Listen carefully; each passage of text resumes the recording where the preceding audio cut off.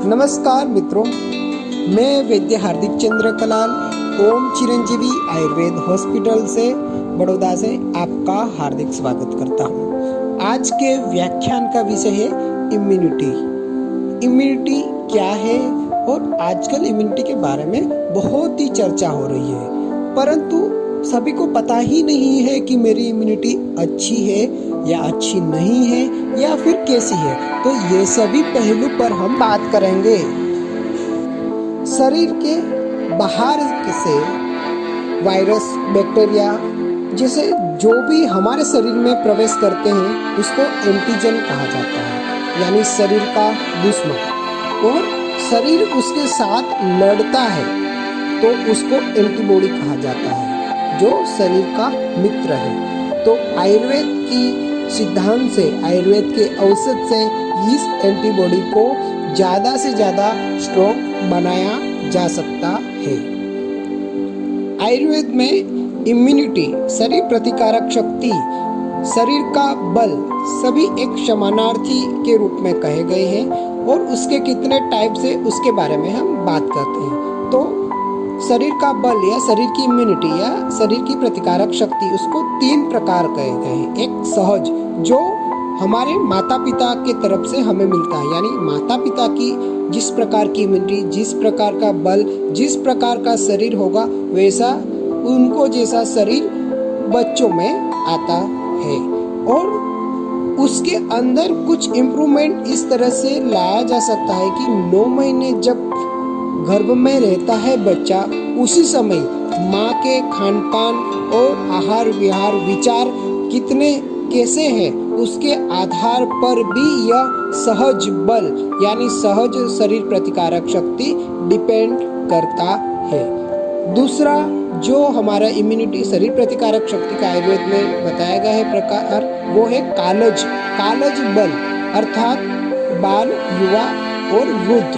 ये शरीर की आयु की 3 अवस्था है। तो स्वाभाविक रूप से बाल्य अवस्था में इम्यूनिटी शरीर का बल कम होगा, वैसे युवा अवस्था में सबसे उत्तम होगा और वृद्धावस्था में सबसे कम होगा। और इसके हिसाब से हम इस इम्यूनिटी को बाल्यावस्था में कम, युवा अवस्था में सबसे ज्यादा और एल्डर एज में सबसे कम, ऐसा समझ सकते हैं। दूसरा कालज बल ऋतुओं के अनुसार भी होता है, अर्थात जब 2 ऋतुएं मिक्स होती है तब सभी मनुष्य का बल, इम्यूनिटी कंपैरेटिवली कम होता है, ऐसे भी हम समझ सकते हैं। तीसरा जो इम्यूनिटी का यानी बल का प्रकार आयुर्वेद में बताया गया है, उसको कैसे है युक्तिकृत बल। इम्यूनिटी का एक प्रकार युक्तिकृत भी है। युक्तिकृत यानी हमारे प्रयत्न से हम हमारी इम्यूनिटी बढ़ा सकते हैं। माता पिता से जो मिली वो तो है ही, उसके अंदर भी हम बढ़ा सकते हैं। हमारी युवा, हमारी काल, बाल्य, युवा या वृद्धावस्था, पर उसके अंदर भी हमारी युक्ति, हमारे प्रयत्न से हम उसके अंदर बढ़ावा कर सकते हैं। तो उसमें क्या क्या चीजें आती हैं बात करेंगे। युक्तिकृत बल हम हमारे प्रयत्न जैसे कि व्यायाम, प्राणायाम, आयुर्वेदिक लाइफस्टाइल, आयुर्वेदिक औषध जैसे कई उपाय से हम बढ़ा सकते हैं। अब हम कैसे जाने कि हमारी इम्यूनिटी अच्छी है, कम है या बराबर है? तो उसके कुछ पैरामीटर्स हैं। तो आपको भूख बहुत अच्छे से लगती है, प्यास अच्छे से लगती है, नींद अच्छे से आ जाती है, सांस लेने में कोई दिक्कत नहीं है, तो आपकी इम्यूनिटी अच्छी है। आपका पाचन अच्छा हो रहा है, खाने जो भी खाना खा रहे हो पाचन अच्छा हो रहा है, आपकी इम्यूनिटी अच्छी है। आपकी मल प्रवृत्ति, आपकी मूत्र प्रवृत्ति, श्वेत प्रवृत्ति अर्थात पसीना, ये भी नॉर्मल है, तो आपकी इम्यूनिटी अच्छी है। आप सुबह जब उठते हो तो आपका शरीर एकदम स्फूर्तिमय, एनर्जेटिक होता है, तो आपकी इम्यूनिटी अच्छी है। कुछ टॉलरेंस पावर के आधार पर भी हमारी इम्यूनिटी तय होती है, जैसे कि आप ठंड, गर्मी या बारिश नॉर्मल जो होती है वो आप सहन कर पाते हो, उसमें आपको कोई दिक्कत नहीं आती है, तो भी आपकी इम्यूनिटी अच्छी है।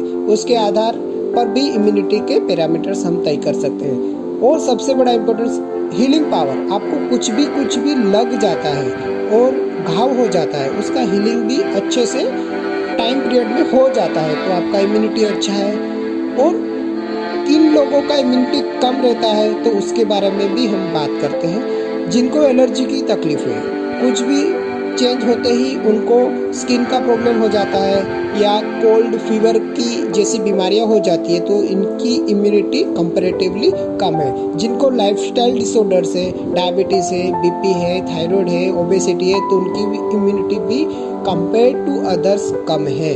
और जिनको heart problem, brain, kidney disease, जिसे भी कई ऑर्गन रिलेटेड डिसीज़ है, क्रोनिक डिसीज़ है, सीवियर डिसीज़ है, उनकी इम्यूनिटी सबसे ज़्यादा कम रहती है, तो इनको सबसे ज़्यादा ध्यान रखना होता है।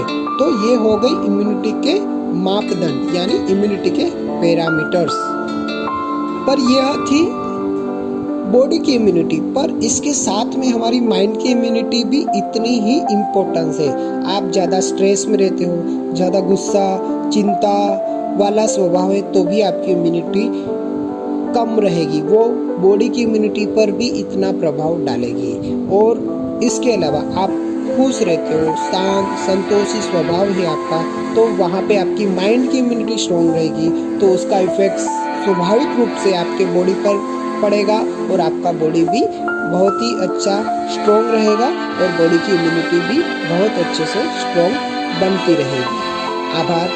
अगले वीडियो में हम जानेंगे कि किस तरह से हम हमारी इम्यूनिटी आयुर्वेद के योग के सिद्धांत पर आधारित हम इम्यूनिटी बढ़ा सकते हैं। जो भी पैरामीटर्स दिए उस पैरामीटर्स पे आधार पर आपको लग रहा है कि आपकी इम्यूनिटी कम है, तो हम कैसे बढ़ा सकते हैं उसके बारे में हम अगले वीडियो में बात करेंगे।